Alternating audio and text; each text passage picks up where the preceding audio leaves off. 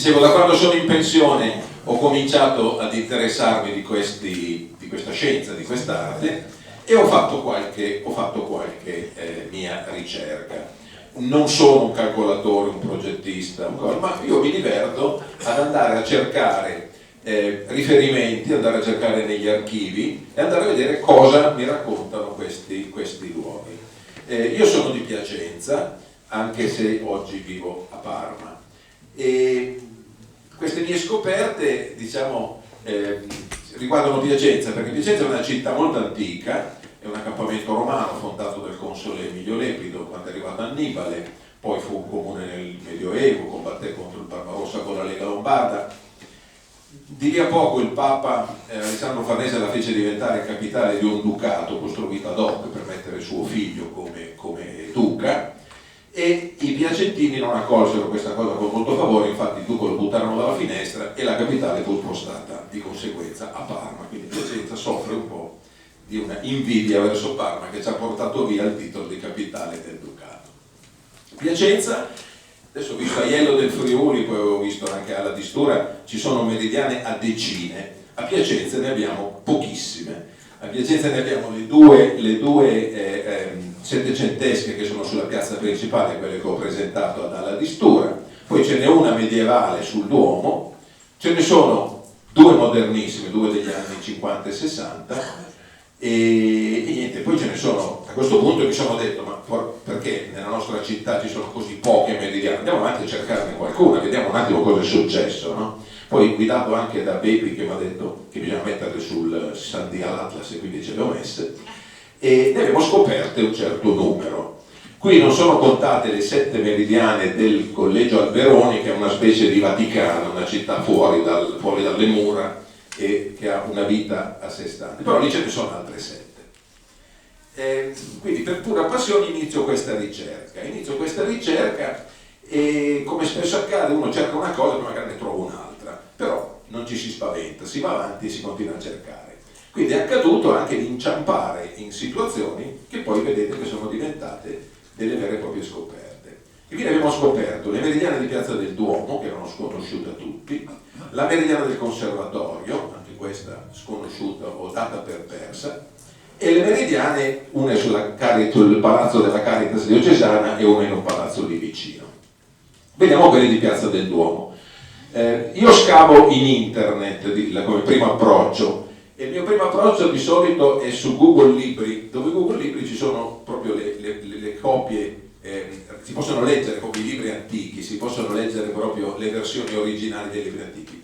E quindi lì su Google Libri trovo questo archivi del proprietario e dell'agricoltore. La ricerca partiva da Meridiane Piacenza, cioè una ricerca assolutamente banale. E questo archivi del proprietario è un libretto che veniva pubblicato nell'800, questo è dell'835, a cadenza semestrale, dove si spiegava un pochino ai notabili della città, insomma, le nuove politiche, le nuove attività agricole, la scelta tra un tipo di pecora e un altro per fare la lana o per fare la carne, cioè tante nuove novità che venivano presentate. Sono libretti di circa 150 pagine e in uno di questi, questo qua appunto del 1835, si presenta come una novità le meridiane del tempo medio. Si misura, prego. Scusa, non si vede, devi andare avanti con la musica. Scusate. Ecco. Non sono concluso. Diciamo, in questo volume, si presentano le meridiane del tempo medio e spiega anche bene, chi ha scritto questo qui, che è un anonimo, le spiega molto bene queste meridiane del tempo medio, allega anche una tabella, la tabella dell'equazione del tempo, e una nota dice che nell'occasione di selciare la piazza del Duomo il Podestà decide di realizzare 2 meridiane, una meridiana del tempo medio e una meridiana del tempo vero, proprio nella piazza del Duomo. E viene nominato un Giovanni Perrù, che è un ingegnere architetto dell'epoca, e queste meridiane effettivamente sono state realizzate nel 1835. Ho trovato anche un riferimento in questa nuovissima guida della città, che è del 1848, che dice che effettivamente nel 1848 c'erano queste 2 meridiane nella piazza del Duomo. Quindi la mia ricerca si sposta a questo punto all'Archivio di Stato, dove ci sono le cartelle dei lavori pubblici del comune, e trovo una cartella intitolata realizzazione di meridiane su edificio in Piazza del Duomo. E c'è tutta la corrispondenza, le approvazioni, ci sono tutte le, diciamo, le valutazioni e viene deciso di assegnare questo lavoro per 150 lire all'ingegnere architetto Perrù e al pittore Giovanni Giorgi. La cartella è interessantissima perché oltre a questi documenti così banali ce n'è uno particolare che dice chiede, prima di pagare definitivamente il conto, chiede di verificare se è stata fatta bene, cosa che forse andrebbe fatta sempre anche nei lavori pubblici al giorno d'oggi. E data l'approvazione, l'approvazione viene chiesta al canonico Veneziani, che era un canonico del Collegio Alberoni, architetto, anche lui scienziato, astronomo, eccetera. Bene, vediamo dove erano queste meridiane. Questa è la situazione oggi della piazza, di quella facciata esposta della piazza. Come vedete non c'è niente su questa facciata, anzi sono state recentemente rifatte le due facciate, probabilmente con la nuova legge, e non c'è niente. Ho chiesto anche all'impresa che è intervenuta di verificare se ci fosse sotto l'intonaco qualche segno di pittura eccetera, mi hanno detto che non c'era niente, poi se è vero che non c'era non lo so. Però ho continuato la mia ricerca attraverso le cartoline postali. Ho cercato in internet delle cartoline postali ed ecco che compare, dove c'è la luce, ed ecco che in questa, dove è la luce qua? Ecco che in questa cartolina postale si vede in questo punto, vedete, l'arco della meridiana, e questa invece è quella del tempo medio. Quindi le due meridiane erano esattamente su questa facciata. Ce ne sono anche di molto più chiare, facciamo avanti, ce ne sono anche di molto più chiare, ecco. Scusate, ma io devo vedere come faccio a sganciarlo qua. Sì, lo puoi estrarre. Non voglio rompere. Voilà. Ecco qua, adesso la riproduzione non è meravigliosa, però è chiaro che questa è la meridiana, questo è il quadrante orario, e nell'altra si vedeva invece la meridiana del tempo medio, cioè la curva lemniscata. Questa ancora si vede, qui è stata cancellata una metà, non si sa perché, e qui c'è l'altra. Ecco, trovate tutte queste cartoline, ho provato ad approcciare, questo è il disegno che ho fatto io, che riproduce come erano posizionate queste meridiane sulle facciate. Ho approcciato gli architetti che avevano in mano ma non hanno aderito alla mia richiesta. I proprietari hanno detto che non valeva la spesa. E vabbè, pazienza. Queste allora sono le due ricostruzioni che poi ho messo nel Sandia l'Atlas, le due ricostruzioni come immaginato io che fossero, insomma, questa che è fatta ad ancora e quella là che è fatta come curva lemniscata. Vabbè, questi proprietari non hanno ritenuto di procedere con il lavoro. Ecco, mi giro. A questo punto ne troviamo un'altra. Facendo delle ricerche su internet, sempre con la ricerca Piacenza, Meridiana, eccetera, trovo un astronomo che su YouTube ha messo un video, una lezione, un po' di gnomonica, un po' di astronomia, dal Circolo degli Astrofili di Piacenza. Ad un certo punto lui mostra una videata, così mostra uno slide, dove si vede una grossa meridiana, grossissima meridiana. E lui dice che questa meridiana, questa foto proviene da una fotografia che lui ha trovato e che sul retro a matita è scritto Piazza del Duomo. Però, se si guarda, adesso la foto si vede male, ma se si guarda la declinazione di questa meridiana è su un'altra facciata, è sul lato opposto della piazza. Questa è proprio la parte della piazza che è andata giù durante la guerra. E quindi l'astronomo dice questa è persa perché durante la guerra è andata giù. Io però sono un po' malizioso e dico ma come mai hanno fatto una meridiana qui, le altre due sono qua, come mai ne hanno fatto un'altra qui? Quando già pochi anni prima c'erano già queste due che funzionavano benissimo, oltretutto questa segna solo le ore fino a mezzogiorno. Quindi mi sembrava un po' un non senso questa ulteriore meridiana. Allora ci siamo scatenati a fare una ricerca, guardando sulle mappe, dove poteva essere una costruzione, questa è del 1862, nei conventi, nelle chiese, eccetera, e questa è la foto in originale, che poi ho trovato anch'io, e qui si vede ancora meglio. Ecco, questa è la foto, che è bellissima, cioè una meridiana veramente molto bella, forse era anche a colori, non lo so come poteva essere in origine, ma la foto è bellissima. È una meridiana del tempo medio su tutte le ore, ci sono un po' di curve diurne che non sono zodiacali, perché vedete che ne manca una, però insomma è una bellissima meridiana. E quindi cercando e ricercando troviamo questo.